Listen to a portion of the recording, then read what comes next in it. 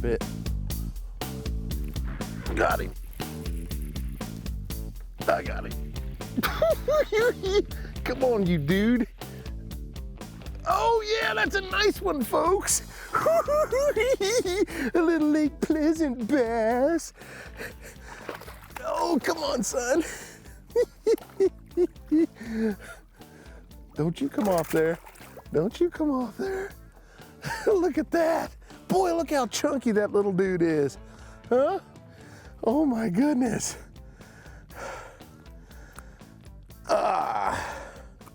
Come on, get out of there. Well, tried to get that out of there like that. There we go. Pop that right out of there. Good pair of pliers, always a must. Folks, look at that beautiful bass. Look how fat and chunky they are here. They're feeding up. That's fall time fishing. You know, he's a good, healthy bass. You know, today we came to Lake Pleasant, and I'll tell you something, I really love this lake, especially this time of year, and there's a reason for it. This lake comes down during the fall. They always bring the water down, and it's really cool. I like it when it's down like this. I've always fished well, at least a lot better when it's fully down like this versus when it's real high. But boy, it sure shows a lot of what we've been fishing down deep, you know, during the spring and early summer and things like that, with the little islands that we have out here that are usually underwater. We're usually drop shot in those areas. But today, I decided, you know what, let's have some fun. I love Texas rigging, and one thing you can't beat on Lake Pleasant's a Texas rig. You know, a lot of folks email me all the time and ask me, Johnny, what can I throw at, you know, Lake Pleasant to catch some fish consistently, you know, consistently. And there's two techniques that I really like on this lake that I've caught a lot of fish consistently, and that's the drop shot, obviously, and of course the Texas rig. You really can't beat a Texas rig, especially this time of year when the fish aren't real deep yet. So they're not into their winter haunts yet. It's fall, the water temperature is probably 75, 72, somewhere in that neighborhood. And we pulled into this cut and didn't see a whole lot of action going on, but you can tell by the pebbled rock that we have here, things like this, great for crawdad type fishing, and that's what we're doing here. So we're gonna throw a little Texas rig today and see if we can't catch a few fish like that or bigger. And sometimes you get a little bit better quality bite with a Texas rig too, and that's the unknown that's so much fun about fishing this lake, is there's some big fish in this lake. I remember when I was younger, it used to take 40 pounds and 5 fish to win a tournament here. I mean, it really had, you know, a lot of potential. And those fish are still here somewhere. Maybe we'll catch 1 or 2 today.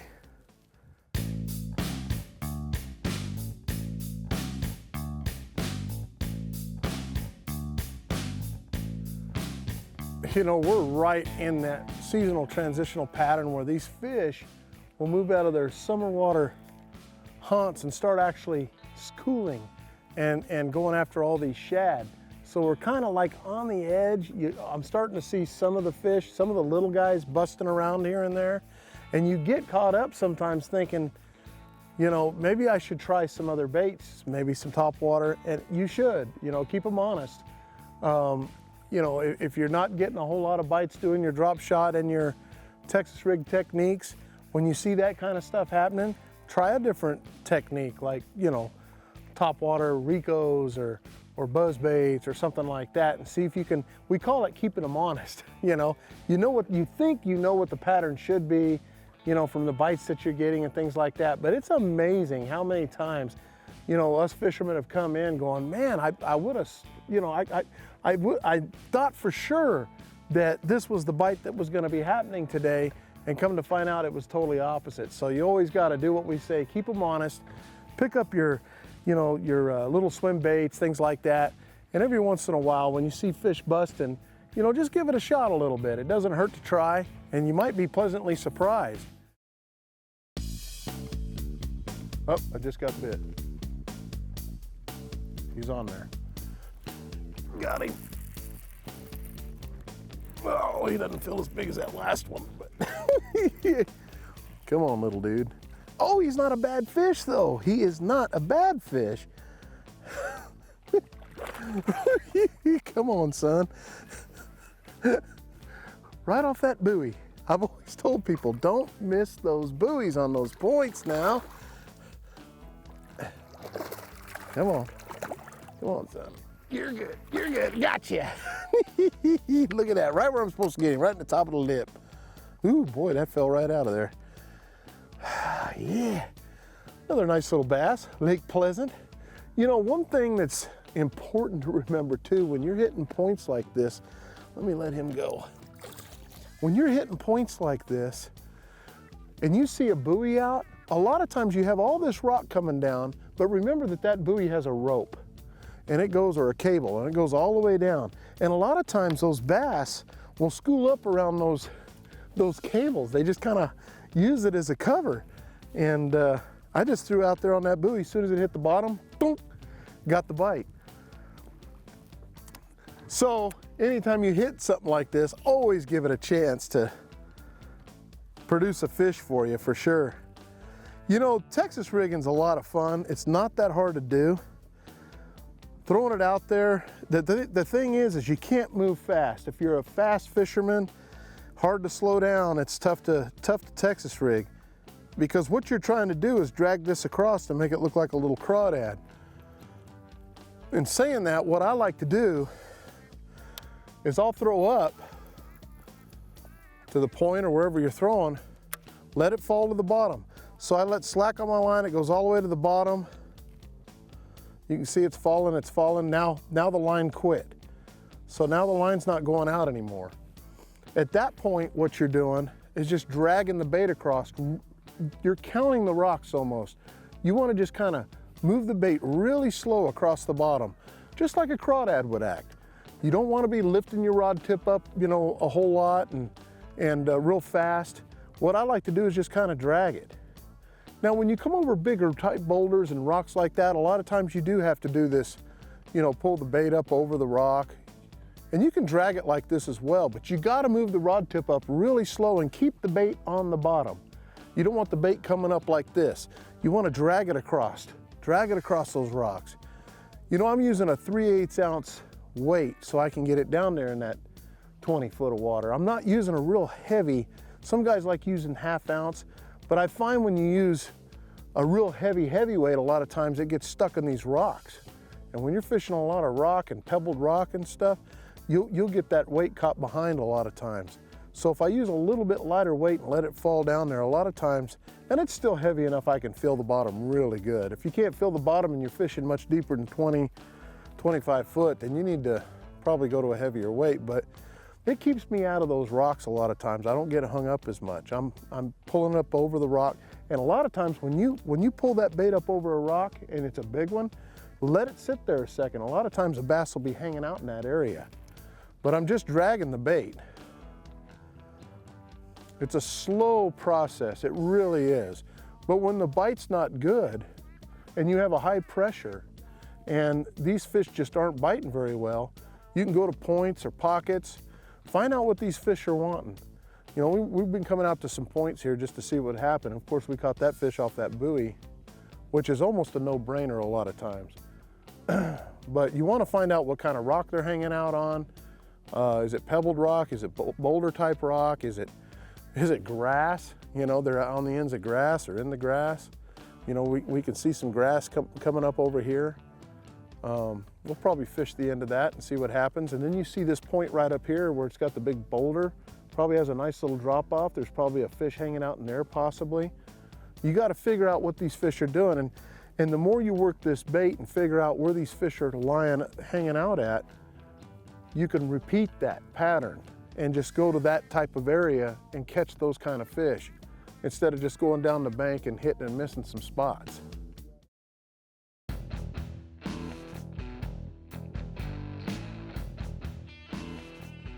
What I'm gonna do is let this fall behind the boat and just drag it.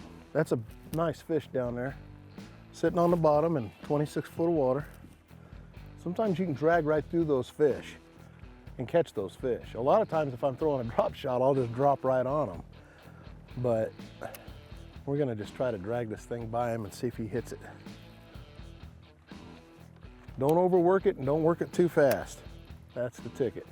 Let it work itself. Using the trolling motor, I bump the trolling motor a little bit and I'll just kind of drag it off that spot right there. Oh, he's on there. Got him. Got him. Boy, we had to drag that one off the point. Oh yeah. Oh my goodness. Come on, son.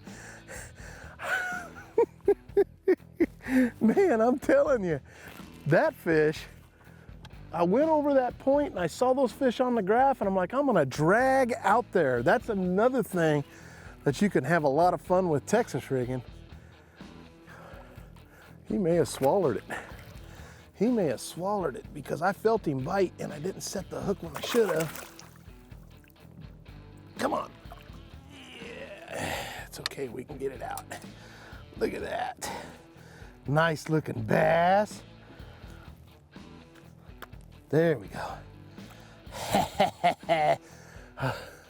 That fish was a little bit deeper. Now, the thing is what happened with that fish is we came right off this point and I was coming alongside and I just happened to see in about 27 foot of water or so, a couple of fish on the graph up front. So what I did was I tossed up on the point and I just kind of dragged. I let the trolling motor just drag the bait across, and that's how we caught that fish.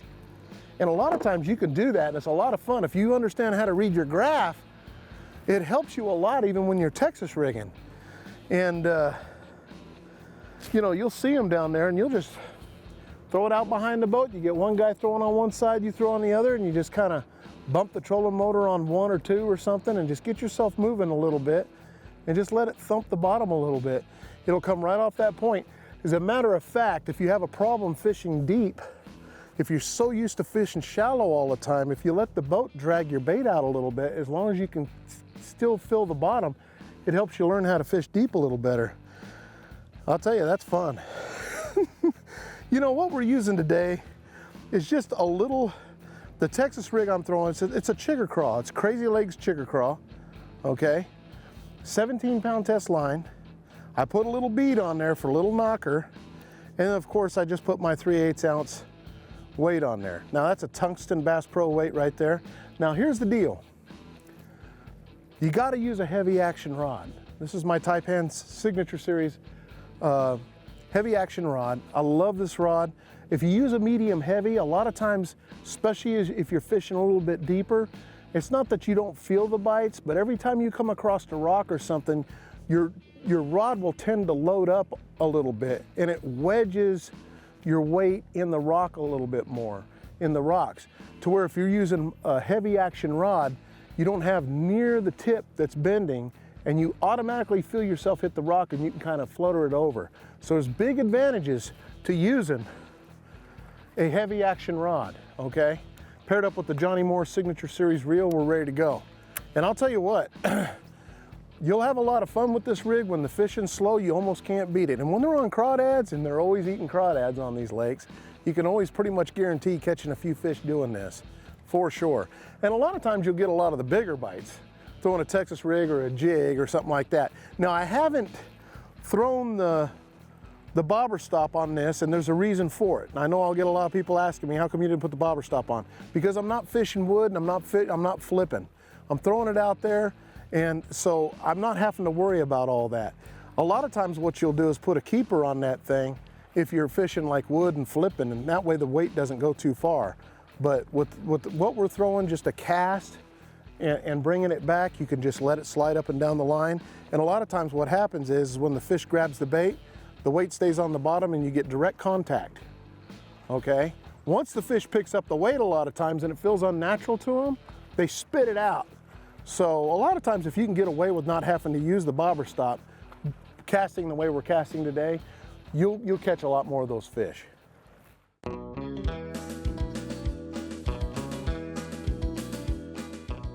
Hey folks, for my tip of the week, you know, we've talked a little bit about the bobber stoppers, about using them to hold the weight down when you're fishing in the trees. I'm not using it when I'm throwing it out here on these rocks and things like that. But what I am using it for is one thing very important, which is saving the knot on the hook. Now, what I like to do is I put my little sinker on, 3/8 ounce, Then I'll put my bead on so they can still touch and clack. But the one thing I do is I put that bobber stopper on right there, right before I tie the knot of the hook on. And the reason for that is when I'm shaking the weight or it's coming across those rocks and I'm pulling real hard, it does not beat up that knot like it would if it had hard, the hard metal on it or the hard glass on the knot. Eventually that wears the knot out and you will break your knot off at the hook set. So this will help you a lot right there. Just put that bobber stop on right before you tie the hook on, save you a lot of grief.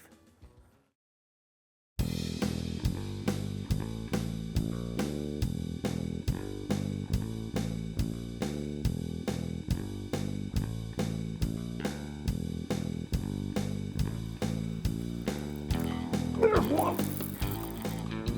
Right off them rocks. Yeah, a good one too. Yeah, that's what we needed to find some of that chunk rock. Yeah, there you go, folks. That one's not too bad. That's a good fish right there. Good Lake Pleasant bass. Come on, buddy. Come on. Just a good solid fish. Come here. Come here. Come here. Gotcha. That's a good solid little Lake Pleasant bass right there. They are healthy. They're eating up. I'll tell you, they're eating up. Been driving all over the place looking for some good chunk rock like this. I love that chunk rock. Get hung up in it a lot, but man, fish are normally in there. I'll tell you what, this type of structure here for the fish to hide in and eat crawdad, that's a perfect spot. A lot of times you gotta find those spots where they're eating the crawdad. A lot of places we've been to today had the real pebble rock, and I'm like, we're just not getting bit like I want to off of it. I needed to find some big chunk rock like this here.